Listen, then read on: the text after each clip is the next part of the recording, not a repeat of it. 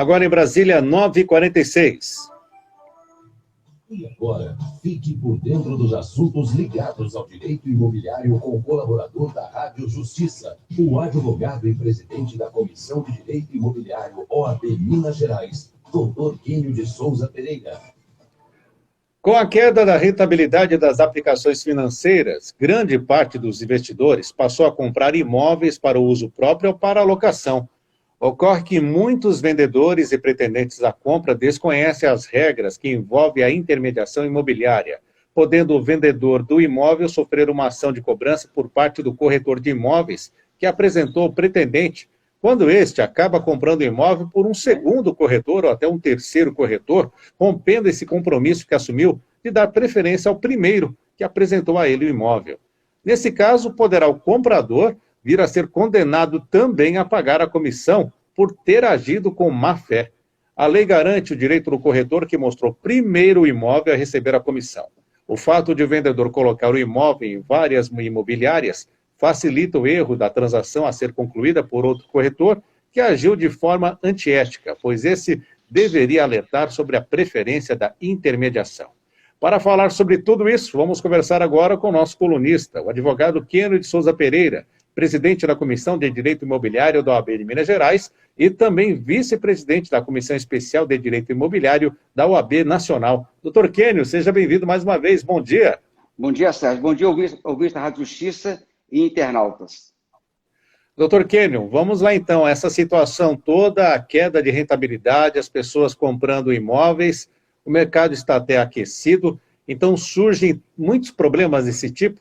A pessoa não compra com aquele corretor, né, aquele pretendente, ele vai lá com outro, acaba fechando a compra, isso acaba gerando uma série de imbróglios, então? Com certeza. Vemos o mercado voltando a ficar aquecido e a população em geral não conhece a questão jurídica da intermediação imobiliária e tem um código de ética que é aplicado à corretagem, tendo em vista que são várias imobiliárias, milhares de corretores. Então, primeiramente, a questão de que quando o corretor de imóveis ele vai levar um candidato para mostrar o imóvel, quando ele apresenta aquele imóvel, ele passa a ter a preferência pela intermediação e é comum o corretor solicitar que o visitante, o pretendente, assine um termo de compromisso que ele conheceu o imóvel por meio daquele corretor e caso ele venha comprar o imóvel, fará, no caso, a transação por meio daquele corretor que apresentou o imóvel. Então, isso é um compromisso contratual, né, plenamente aceito pela justiça, e às vezes o que acontece? Um corretor vai mostrar o imóvel para o candidato, e aquele candidato já viu o imóvel com outro corretor. Então, cabe a esse corretor se abster de mostrar esse imóvel, porque já tem um outro colega mostrando o imóvel, ele já mostrou esse imóvel. Então, esse colega que mostrou primeiro tem a preferência na intermediação e fere a lei, o Código de Ética,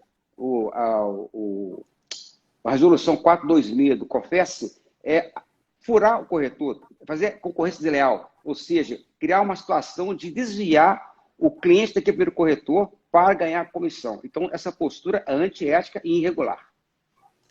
Vamos àquela situação. Eu, por exemplo, quero comprar um imóvel, fui lá com o corretor, olhei, né, gostei do imóvel, mas o tratamento daquele corretor não foi bacana. Aí eu vou procurar o imóvel, aparece outro corretor que quer justamente, acaba me levando lá no mesmo local. Nesse caso, caso eu comente com esse corretor, que eu já conheço aquele prédio, como esse corretor, o segundo, deve agir? Tecnicamente, de acordo com o Código de Ética, eu falei 6.530, né? Cabe ao corretor honrar a profissão, né? Criar uma situação de respeitabilidade e explicar para o cliente que, no caso, a intermediação é feita por aquele primeiro corretor. Então, de acordo com o Código de Ética, inclusive, coloca que o corretor, ao saber que aquele imóvel já está entregue a outro, ele deveria comunicar primeiro, né, para fazer a intermediação. Então, tem que haver uma respeitabilidade entre os corretores, mas se por acaso ele criar uma situação de falar assim para o cliente, não, larga para lá, deixa esse corretor de lado, esse corretor não é atencioso, ele não foi prestativo, e criar uma situação de denegrir a imagem do primeiro corretor para captar o cliente, ele vai cometer atos de concorrência leal, vai ferir o Código de Ética e, logicamente, ele pode vir até a responder um processo por conduta irregular junto ao CRECE. Então, é fundamental que o comprador entenda que se ele assinou aquele termo de visita com aquele corretor, com o primeiro, ele não pode ir naquele imóvel com outro corretor, porque ele pode até mesmo ser responsabilizado no futuro em razão de algum prejuízo.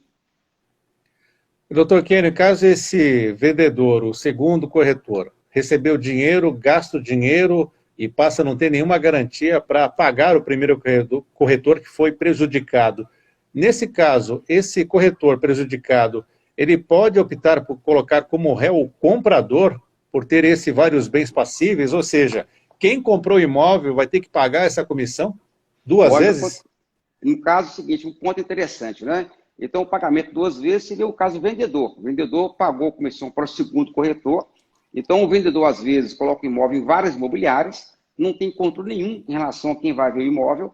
E, em função disso, a pessoa vê o apartamento, por exemplo, no mês de abril deste ano.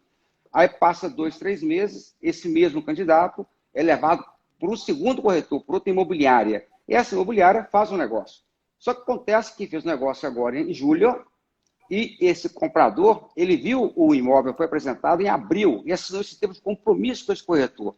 Esse primeiro corretor, Sérgio, ele vai entender que foi lesado, que deveria ter sido procurado, porque ele que apresentou o imóvel. Então, esse segundo corretor pode entrar, sim, com a ação contra o vendedor, em função de quê? De ter desrespeitado aquele compromisso de fechar o negócio com o primeiro. Agora, vem um dado interessante. É possível que o vendedor só tenha aquele imóvel, ele gastou dinheiro. Aí não tem bens nenhum. E o comprador pode ter vários bens, e o corretor, então, em função da falta de capacidade de penhorar o acordo do vendedor, o corretor foi lesado, pode entrar com ação contra o comprador, tendo visto que ele desrespeitou o contrato. E o comprador, ele agiu com culpa, porque ele sabia que o primeiro corretor apresentou e foi com o segundo. Então, aquele compromisso do comprador que foi desrespeitado acarreta a ele, né, o risco de vir a responder a ação de cobrança, sim, proposta contra, contra o comprador. Então, esse segundo corretor, ele vai basear a ação no artigo 186 e 927 do Código Civil, que é agir com culpa.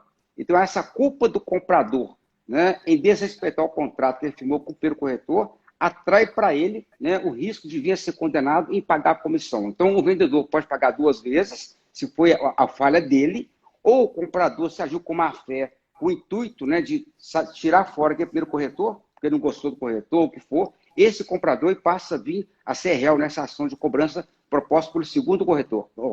Pelo primeiro corretor, que tem o direito à comissão. Mesmo tendo um espaço de tempo, até como o senhor olhou aqui, citou para nós, a gente viu um imóvel em abril, não teve negócio e volto lá em setembro com outro corretor, por exemplo. Eu tenho que pagar a comissão para o primeiro corretor, é isso?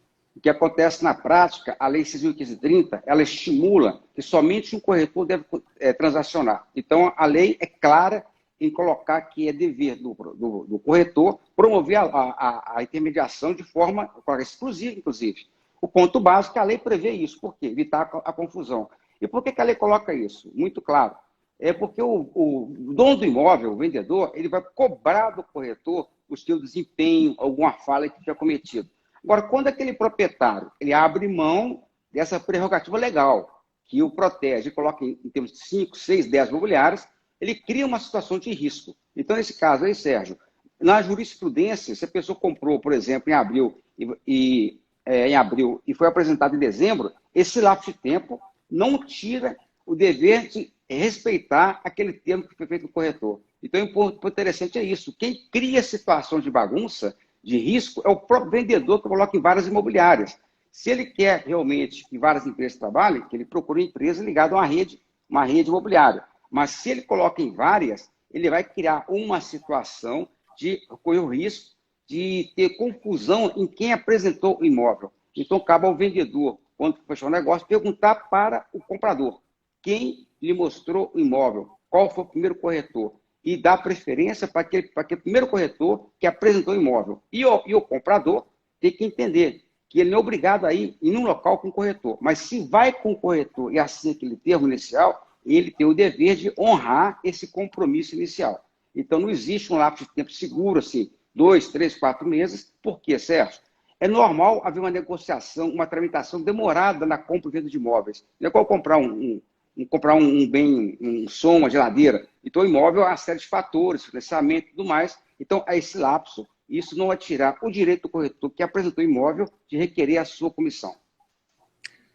Doutor Kênio, então, quando uma pessoa quer vender um imóvel, um proprietário, como ele deve agir com esse cuidado que normalmente acaba colocando 2, 3 imobiliárias? O certo seria colocar em uma só, mesmo quando essa não consegue trazer um comprador? O que ele pode colocar o vendedor, coisa muito clara. Então, escolher primeiramente a corretora imobiliária baseada na confiança, na competência. É um trabalho de confiabilidade.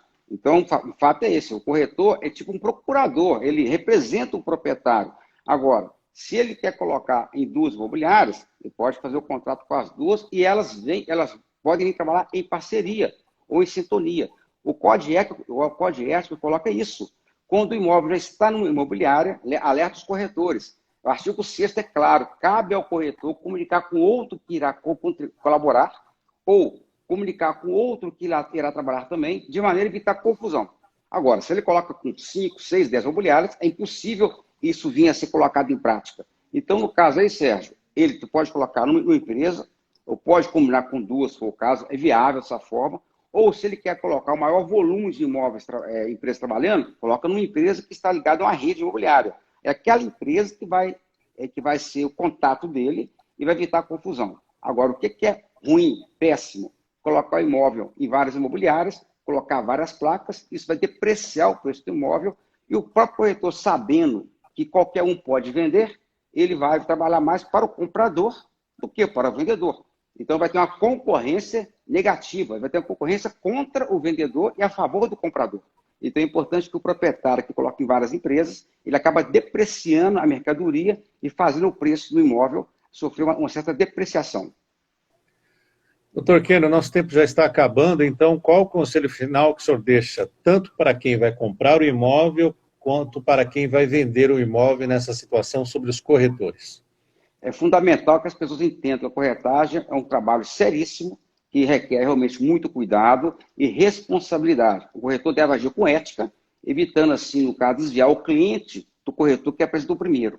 Segundo, cabe ao vendedor ter o controle de quem viu o imóvel dele e dar preferência para apenas uma ou duas imobiliárias. Agora, por outro lado, o comprador tem que tomar cuidado, porque ele tem que assinar assim o termo de visita. Ao assinar, ele assina um compromisso de vir a intermediar a venda somente aquele corretor. Então, cabe ao comprador também ter cuidado para não ver o imóvel, que já teve proposta, que já conheceu e tudo mais, com um segundo corretor. Ele deve dispensar essa segunda visita com outro corretor, porque tal atitude é antiética. E esse corretor, ele pode ser punido por agir dessa maneira, de passar a perna no primeiro? Com certeza, o Código de Ética é claro em colocar que o corretor responde civilmente e criminalmente pelos seus atos.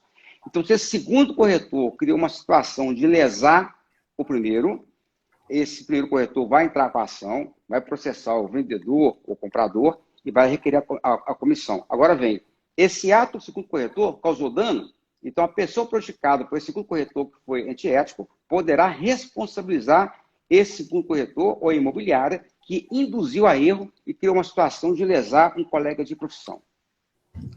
Muito bem, falamos sobre o pagamento da comissão para os corretores ou para um corretor só no quadro do Direito Imobiliário de hoje, com o Dr. Kênio de Souza Pereira, presidente da Comissão de Direito Imobiliário da OAB de Minas Gerais e também vice-presidente da Comissão Especial de Direito Imobiliário da OAB Nacional. Dr. Kênio, muito obrigado pela sua participação e também a quem acompanhou essa live pelo Instagram. Foi um grande prazer, Sérgio. Até a próxima aí. É muito bom participar do Rádio Justiça com você já há quase 12 anos, né? É isso aí. Um abraço grande. Um abraço. Tudo de bom. Sucesso. 10 horas em ponto. Vamos agora para a edição da hora. Então, gente...